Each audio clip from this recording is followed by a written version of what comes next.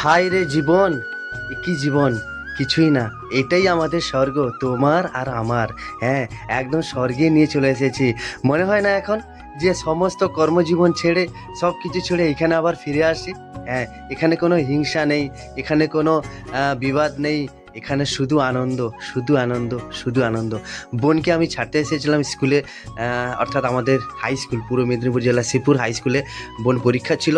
বোনকে দেখে এখন আমার মনে হয় যেন আমি বসে আছি, আমি নিজে বসে আছি। তো যাই হোক, এই মেন গেটটা দেখতে বুঝতে পারছো, সেই দেওয়ালগুলো, আরে আহা, সত্যি একটা আলাদা অনুভূতি। এই সেই মেন গেট, প্রবেশ দ্বার, হ্যাঁ, স্বর্গ প্রবেশ দ্বার। আর এই এই গেটটা দেখতে পাচ্ছ, এখানে তো অনেকবার টপকে আমরা বাইরে চলে গেছি, অনেকবার। তো সেটাই আর মনে পড়ে, মনে পড়লেও কিছু করার নেই। আমরা এখন একটা আলাদা জায়গা চলে গেছি। আর সেই খেলার মাঠ কখনো ফাঁকা থাকতো না, সব সময় খেলার জন্য পরিপূর্ণ থাকতো।